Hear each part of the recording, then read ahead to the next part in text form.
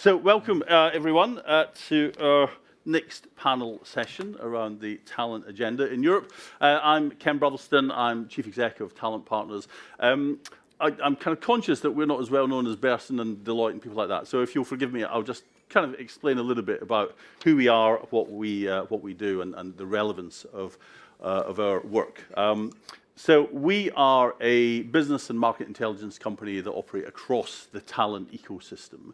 What that means in normal language is we work with really everyone who's involved in helping employers find and keep the people they need. So that's large staffing firms, it's outsourcing and talent solution providers, it's a whole array of talent technology businesses, and it's obviously employers themselves. And we kind of engage with our audiences in a variety of different ways through lots of roundtable discussions and events and things like this.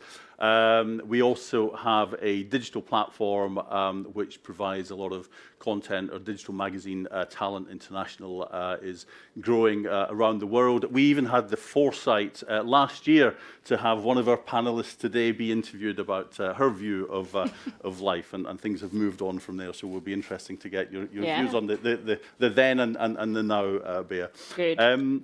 And we also have the what we think is the world's largest awards program to recognise and celebrate achievement for those that are helping employers find and keep the people they need, and that includes employers themselves, because it's not just about the insight and the data. Sometimes it's great to recognise and celebrate some of the great work that's being done as well.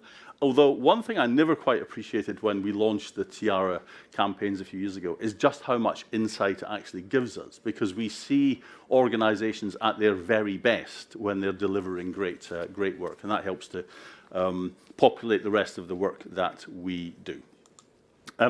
When we engage with employers, we typically do that around three key streams of thought, if you like. Horizon scanning, which is what we're going to spend a lot of time on in this panel, but not exclusively. Really looking at what are the mega trends, market and economic and employment trends, future of work, workforce planning, ESG, things like that.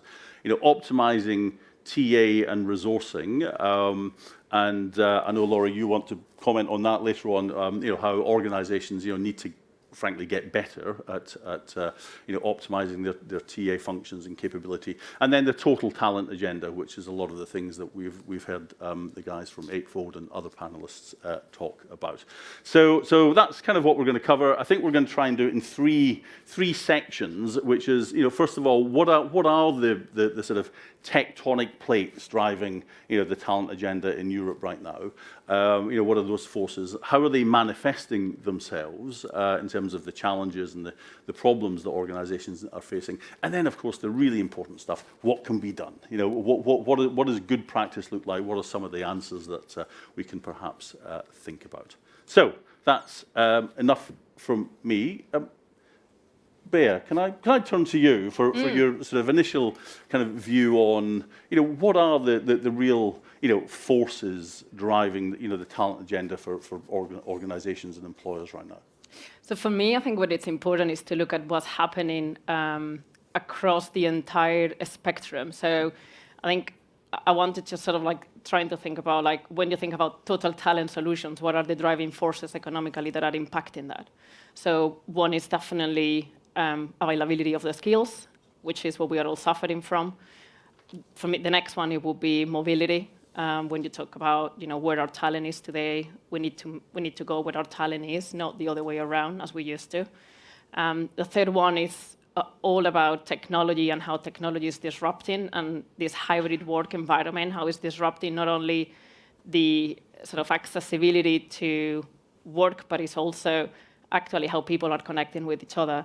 And I think the fourth one is about what there is a huge movement, which is inclusion and diversity in everything that we do. Because socially it's there, because we cannot avoid it anymore. Also, how do we connect the agenda across sustainability? Yeah. Those forces are the one that in one way or another, if you look at it, are part of the total talent solutions framework, the talent solutions ecosystem. And our job is to figure it out, how do we deliver for them and how do we, get in the journey. Okay, thank you.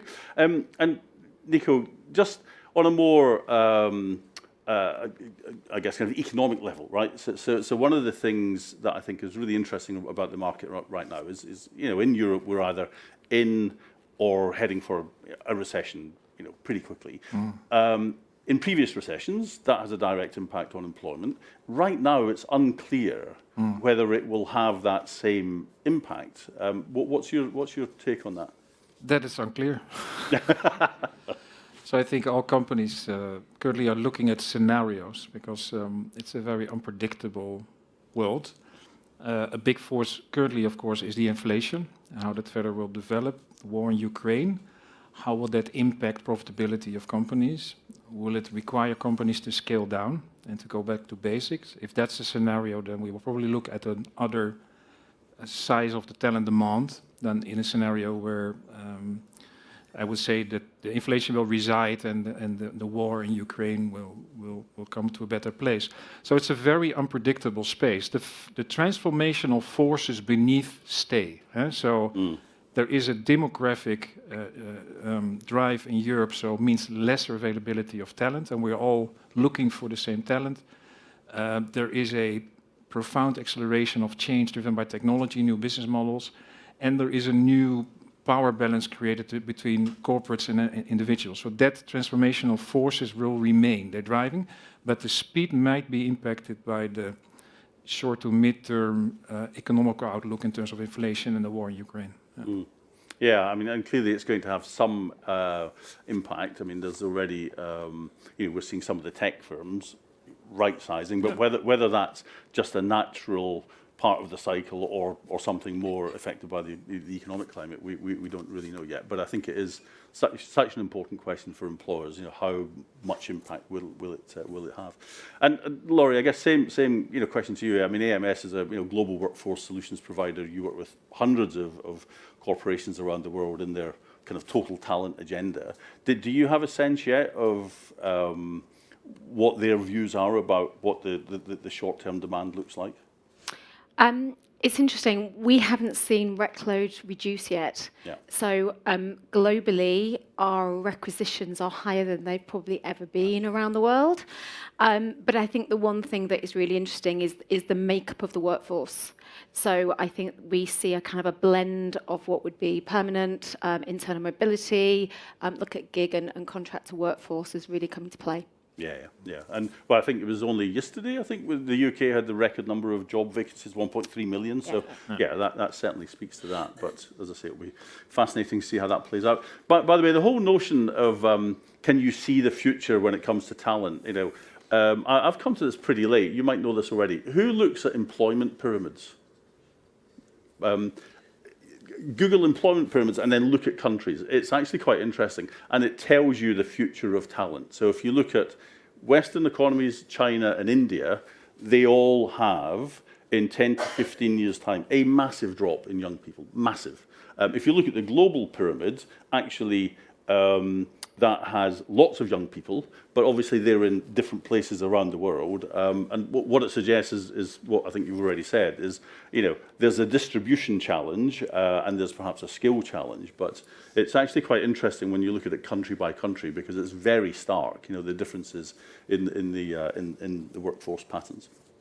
So notwithstanding the challenges that we're seeing, what's the kind of manifestations of those? And Bea, if I can come to you again, within your organisation, and we're all friends here, so you can speak to me. What problems is that creating in you, helping you find and keep the people you need?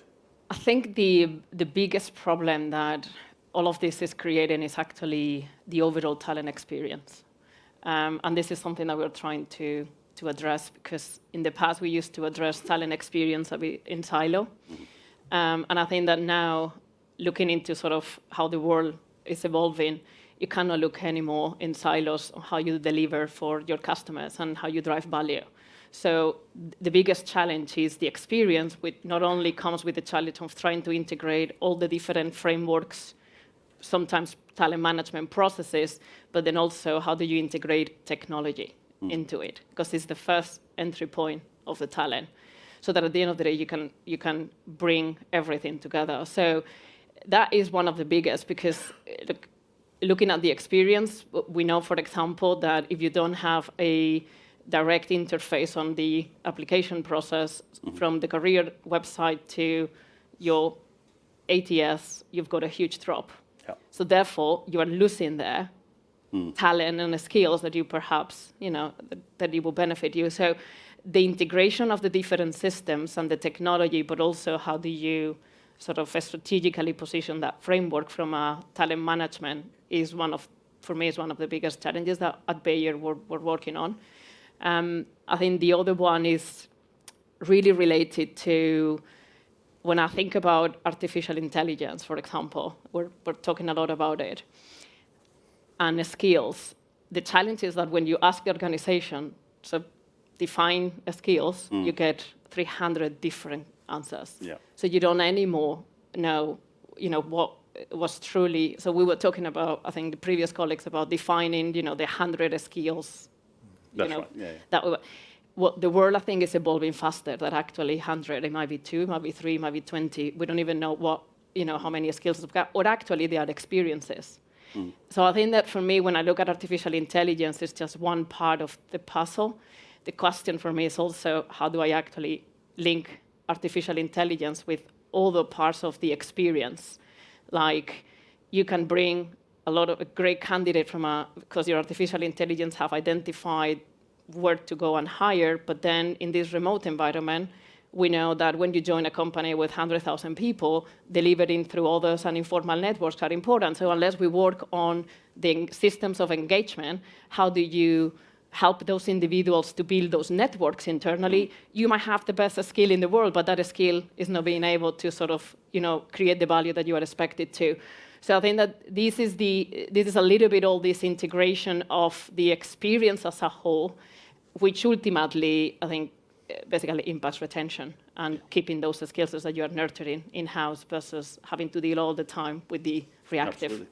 And Nico, similar kind of question to you. I mean, you talked about the unpredictability of the market right now. How do you demand plan in a world that it's always been unpredictable, but I mean, it's just off the scale right now. So how do you demand plan in such an uncertain business environment?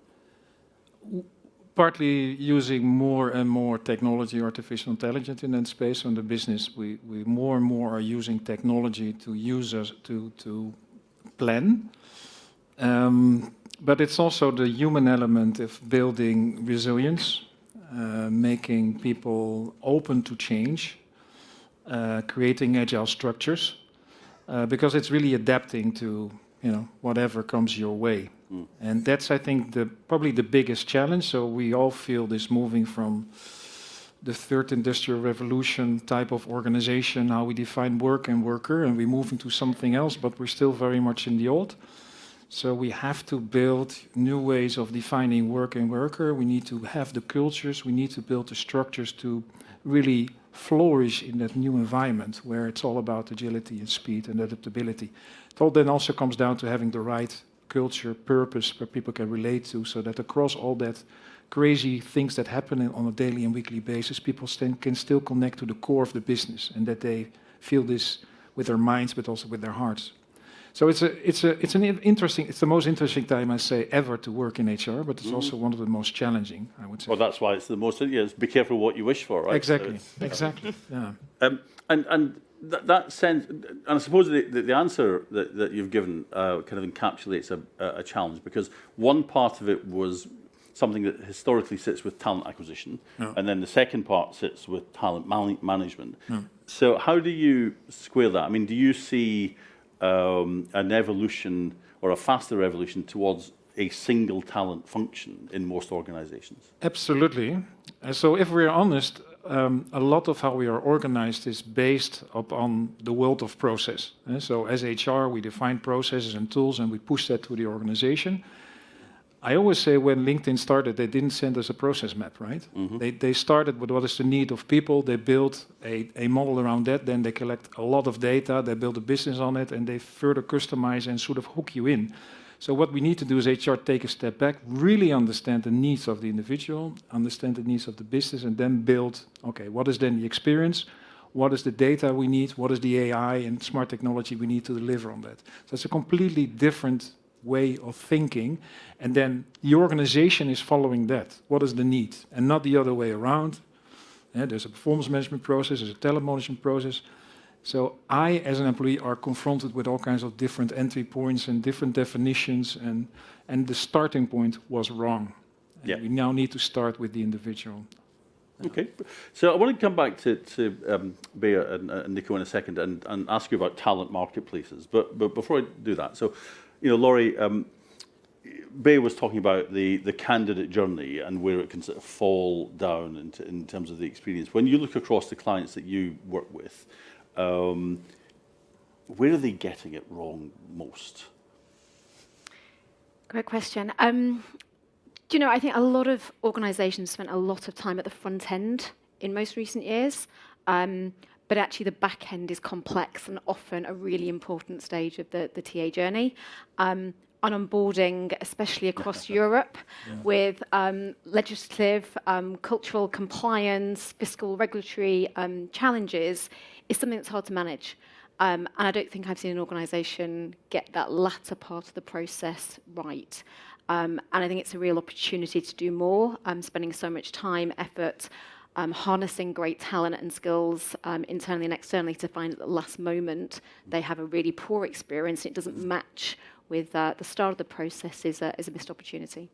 Yeah, I mean, we, in a lot of the work we do, we were talking to employers at the beginning of last year, and kind of almost out of nowhere, they all started saying, our renege rate, so the number of people that just either didn't show up or accepted an offer and then went through the roof, and organisations that had never experienced it before, and to them it sort of came out of the clear blue sky, and you couldn't help but think that part of it was because they were remote hiring, they weren't getting that engagement. I mean, obviously it was a market where the demand was massive, but equally, they weren't building that engagement and that kind of nurturing to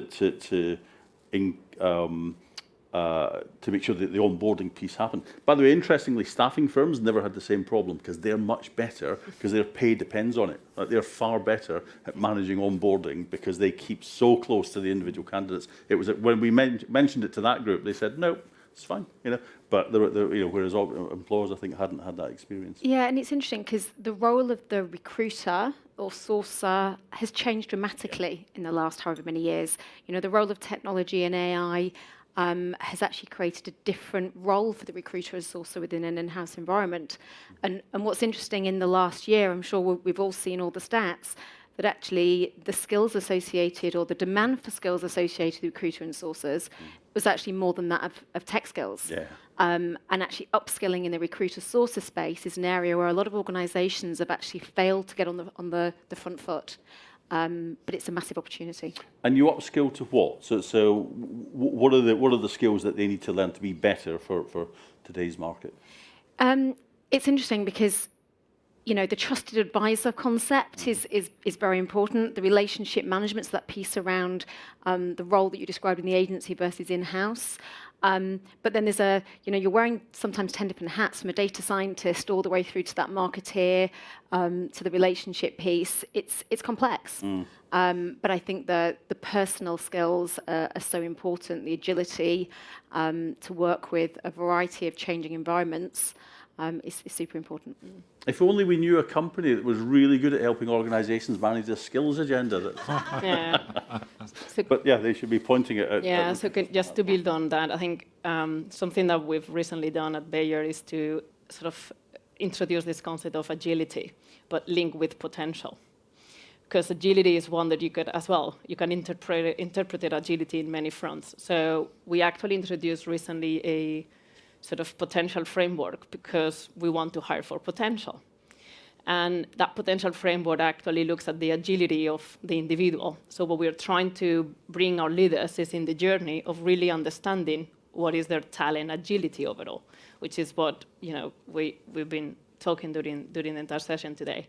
And we actually tried to help leaders understand what agility means. So we're basically asking them to assess and look at the potential of their employees and teams in mental agility, people agility, change agility, results agility.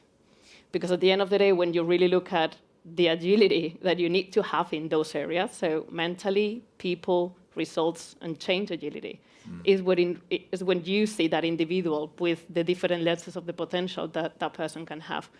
So one of that is, I think it's important that when it comes about skills, we actually help our leaders to identify and sort of like put it more into detail so that they can actually work on it. Otherwise, everybody's going to understand agility or that particular skill set in different ways. Yeah. So that's something that is actually recently new. It's in the last 9 months. It's a journey, but it's helping a lot to center the conversation on what is the skill that looks more transferable and that links with potential. So in order for that then to work, you need to have the mechanisms that allow people to move internally. So this brings me to the point about the internal marketplaces. And Nico, is that something that you've looked at yet within your organization? Definitely. We have started with an open talent marketplace. Our vision is that, so to take a step back, what we saw is that it was more and more difficult for people to adapt to, or to put people basically to action. So where you see people in their private lives taking a lot of time in updating their profiles on LinkedIn and very, very active, if they come in the office, it feels like work, and they don't do it. So we just had 3% of our talent profiles filled.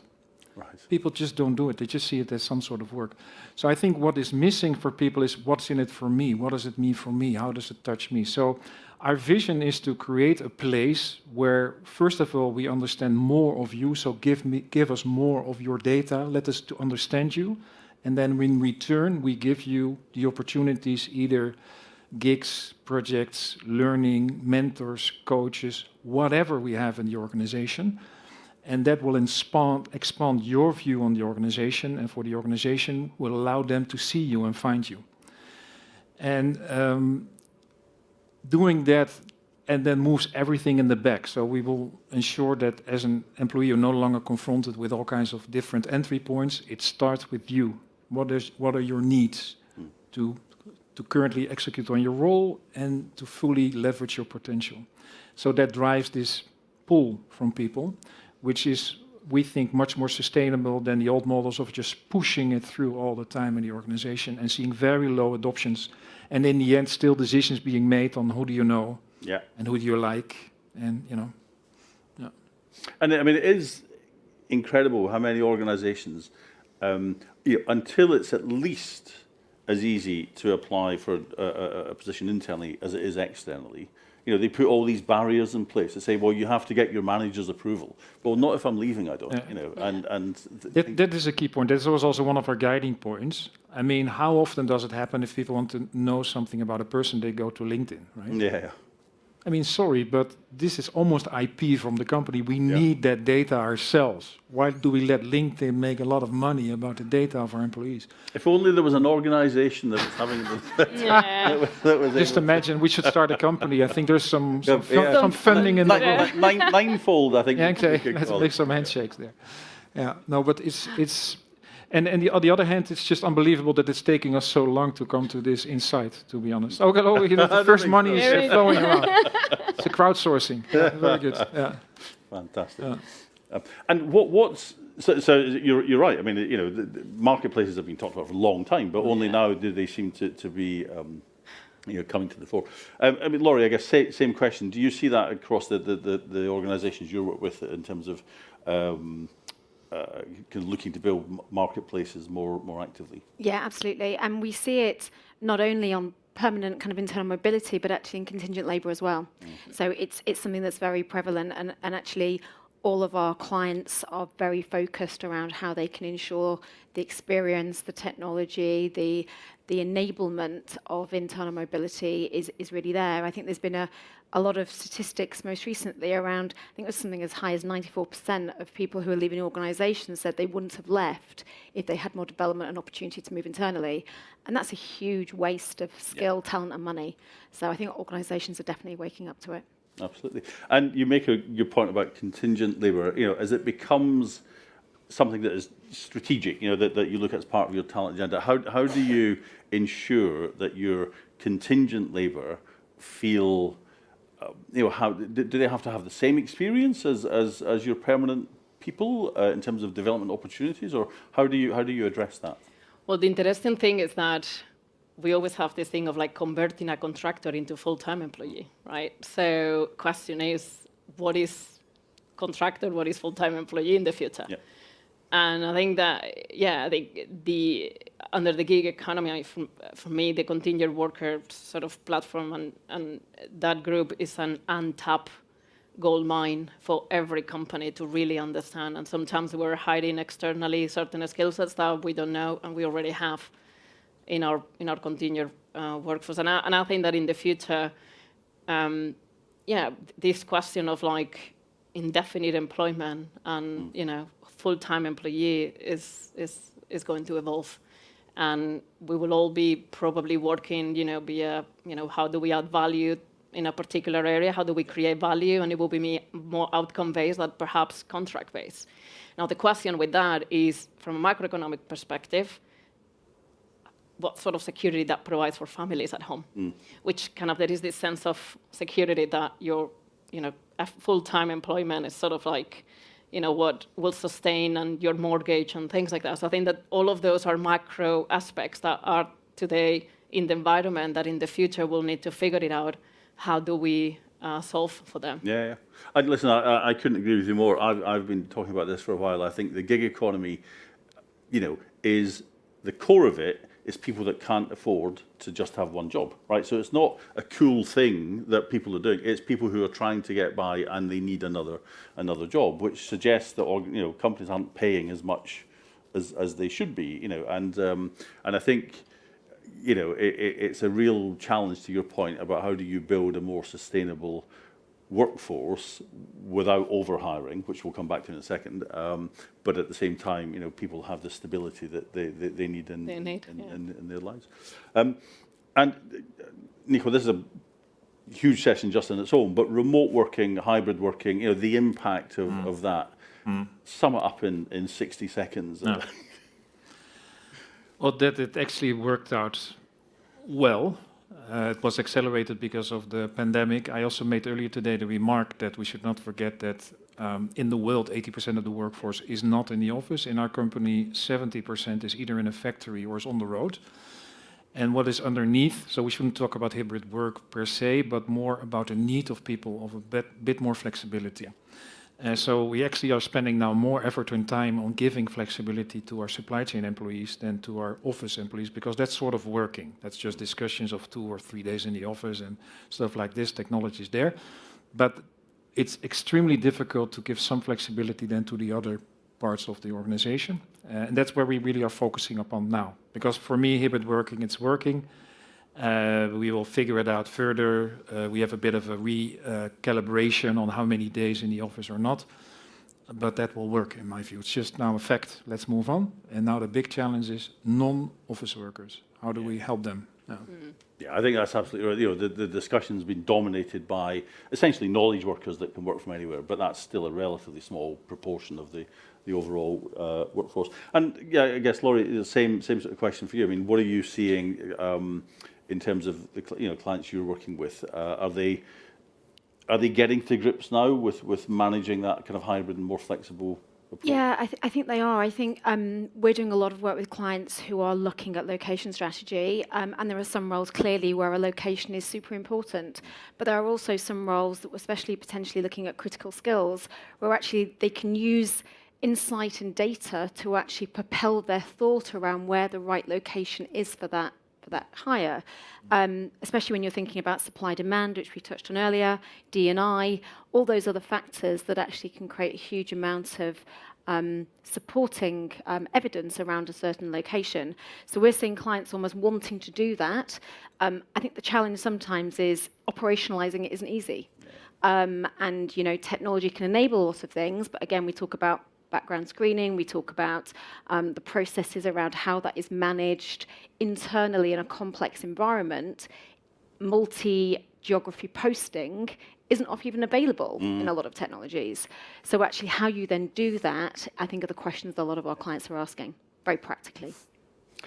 How do you get the buy-in you need for the resources. So actually, a two-pronged question: is it better to have too many people in your organisation right now than too few? And how would you make that argument to your CEO? And I say that against the backdrop of what we're seeing on the news every day with airports and airlines, right? They obviously went far too far the other way for reasons that, perhaps you understand back in when COVID happened. But now, they thought they could, fire and rehire, and they're finding they can't do that. So is that a lesson for organisations where the CFO is saying, we're heading for a recession, we need to cut costs, let's get rid of people, and you say, no, we actually need to have more people because it will cost us. So is that an argument that you're making? And then more generally, how do you get the resources and the funding for, things like Eightfold, which is amazing, to help you, manage your talent agenda? Are you getting the buy-in you need? So I think what is important is how do you build the case to balance the equation. So I think it's not about anymore full headcount, it's about the skills. It's understanding we saw that in the session as well. So in this case, it's understanding your talent spectrum. What are the skills that you have? What are the strategic skills that you need for the business continuity? And kind of like say, look, we are here. We need this type of skill sets. We need to invest here, but we need to disinvest here. So the equation is balanced when you have that conversation from a cost perspective as well. So I think that is where, in many aspects, it's so difficult to crack the code of the strategic skills planning. And that I think is, so it kind of started with a strategic workforce planning, then now it's evolving into a strategic skills planning because we've realized that it's about skills and perhaps no work. So the question is, how do you identify that framework? Sometimes the business doesn't even know what are the skills that they need. They know intuitively, but that is why AI can actually help us to sort of be more precise and a bit more science-based. And then it's about balancing the equation with other areas that you are overpopulated, skills that you might not need in the future, and you need to balance the equation for the future. So I think that is sort of the way to go about it. So, Nico, I guess just following on from that, it's easy to tell you how much your people cost and how many you have of them. You've got 50,000 and they cost X amount a year. How do you put a price on skills, though? How do you put a value on skills? We do not yet really put value on skills. I think it's one of the big challenges we have. Everyone is saying we're moving to skill-based talent management. Okay, so skill-based hiring, skill-based development. But there's one little thing missing, skill-based remuneration. Yeah. And no one has a solution for that. So then you still need the good old jobs, where it all comes down to. So I think that's a bit the situation that we're in. I think we're first trying to, like I say, define work and worker more in terms of skills. And I think Eightfold is an accelerator for us to really start thinking about it. And then next, I think we will get into discussions on, okay, how do you value then certain skills connected to the business strategy now and in the future, and also in terms of strategic workforce planning, skill planning. But in our current situation, to be honest, we're still good old jobs-based valuing jobs, and we do not yet really have a solution for skill-based. The taxonomy to exactly. And if you just think about that concept, then it can get very complex in companies. And I think the change might not be worth on the short term the impact it will have, because it's a gigantic change basically on how we are remunerating people. Yeah. Brilliant. So I want to come on to the DE&I agenda for a few moments, and then we'll come for questions. So if you've got any, start thinking about them now. Laurie, we saw in the work that we did just when the pandemic hit that there was a drop-off in focus on DE&I, right? And not just that, but a lot of the jobs that were getting cut were in roles that tended to have a higher proportion of either women or different ethnicities. And then we saw the whole thing with George Floyd and Black Lives Matter, and suddenly it came back onto the agenda in a really kind of positive way. Is it still there, or is it sliding down a little bit when you look across your clients? Are they they still have it as front of mind as they did, and how are they squaring it with all the other challenges that they have? Yeah, it's still a huge priority, but I think it's become less of a it's now assumed, it's systemic in everything that people do. So whilst it was an agenda point before and it was heavily discussed, it's still a key priority, but it's almost just embedded in everything for me. So the questions aren't asked around how do we ensure that D&I is across everything we're doing. It's just intrinsically there. Okay. And so how then, when you're looking at, say, the skills agenda, how do you then do that through a diversity lens to say? Yeah. I think for me, the part of the issues that we have on diversity, I think it has a lot to do with the issues that we have on succession planning. So I think when you really look at, so we are where we are with, with our diversity in a way because it comes from many, many years, but it's many, many years of actually probably a succession planning that was not thought through those lenses.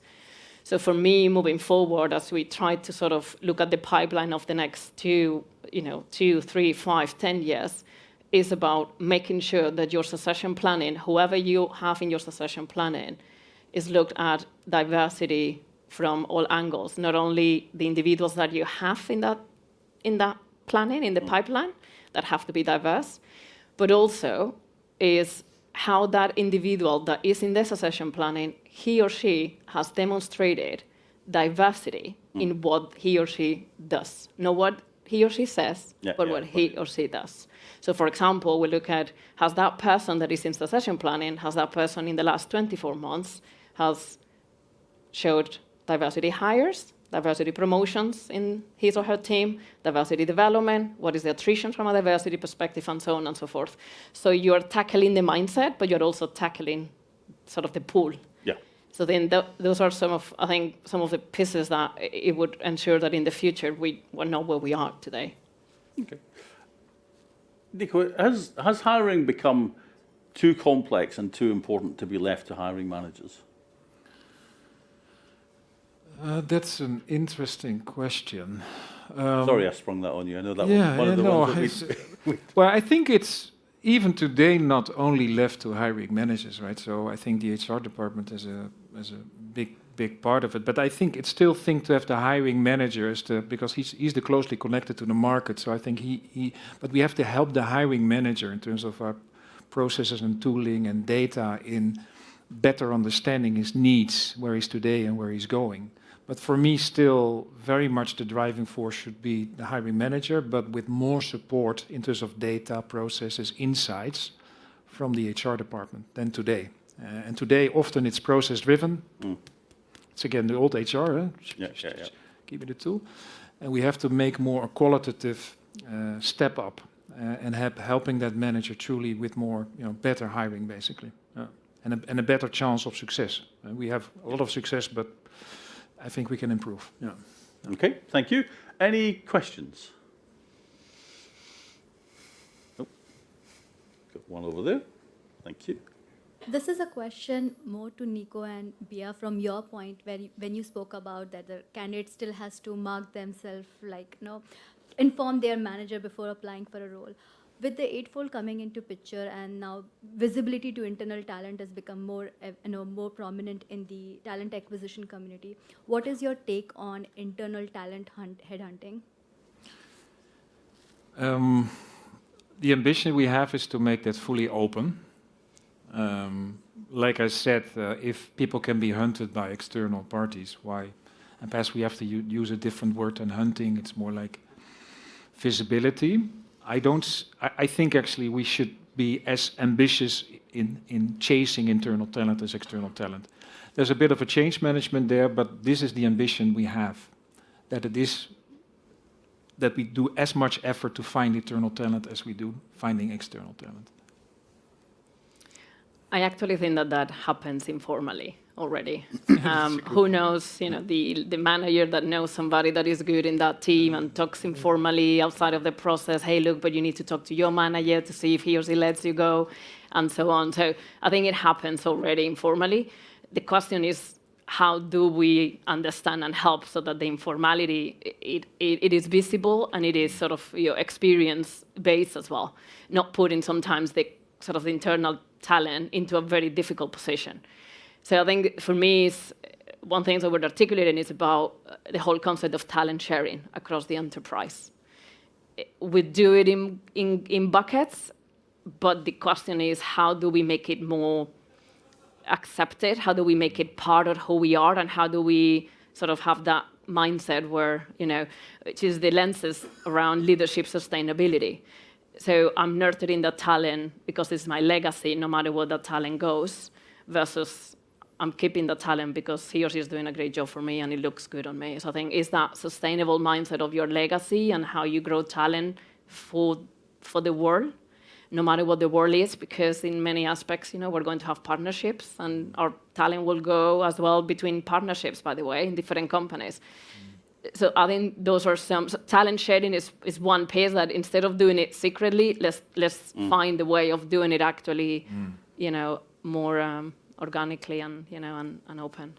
I mean, we did some work a few years ago, and we looked at the value of having an internal recruiter. So they only focused on internal positions, and it started paying for itself round about an organisation of 500 people. And we were really surprised at how small an organisation you could have for that to actually pay back. But I think it is a question of culture as well. Any more questions? Yep, one more, and then we're going to come to our panel for some predictions. Here we go. Hello. So it's just a question around the agility piece that you mentioned before, and around the change, mental results, and people. Mm-hmm. How has that resonated within the organisation? Because I think that from a strategic perspective, that's a really positive thing to say. But from an internal candidates, like in all of your population, are you finding that people are bought into that and people understand what that actually means for them? It's actually resonating very well because it gives people a framework and it gives leaders a framework to actually have proper development conversations. So we definitely had to also define somehow guidance on what mental agility means, because mental agility can as well be understood in many different ways. But what I think is helping a lot is that where the development conversation used to happen a bit sort of, like with no context or framework, and I think giving them the ability to speak about the different aspects of how I'm considering sort of you in this situation with this potential is giving people, leaders, a good foundation for development conversations, so that we've got people have something to sort of work on. So this is the journey the reason why we introduce that sort of potential framework with agility, because it's helping the organization to move forward towards the direction that we want with clear actions from a development plan perspective. It is a journey, though. It is a journey because, obviously, Great, thank you. Now, we're out of time, but I do want to get final question to each of the panelists. So hopefully we get invited back next year. We're here, and my opening question is, so what's changed in the last year? So, Laurie? I would say that we will be working towards an environment where organisations are developing over, I'd say 50% of the skills will be developed internally, as opposed to being hired externally. Very good. Nice and concise as well. Thank you. For me, I think it's the notion of connecting careers with the skills. So moving from only sort of career pathways to looking at talent as a portfolio. Yeah. It's almost like the hedge fund that you want to invest in. Mm-hmm. It's almost like, what are the skills, capabilities, but also experiences that as an individual, as a talent, I need to think about myself so that I am my stock price in the marketplace is higher, and and I can get better opportunities. Be your own hedge fund. Be your own hedge fund. I like that. Nico. Yeah, I already explained the two scenarios. So one will be pulling the brake, and then the 12 months will look differently from other scenarios. But I think in all scenarios where I expect we will be in 12 months is even further with putting the needs of employees in the middle. So the whole well-being aspect, helping people to manage through very challenging times, ambiguity and what have you. So for me, that movement to really putting people central, people needs, that will even strengthen in the next 12 months in what I think is coming in the next 12 months in terms of disruption. And as companies, we have to really support our people and build a trust with them that we're there to support them. And then they will, help us to come to great Get things. through whatever's to come. Yeah. Thank you so much. Listen, we have galloped through, such a wide range of topics, but I think you've unearthed some really useful insights. So thank you.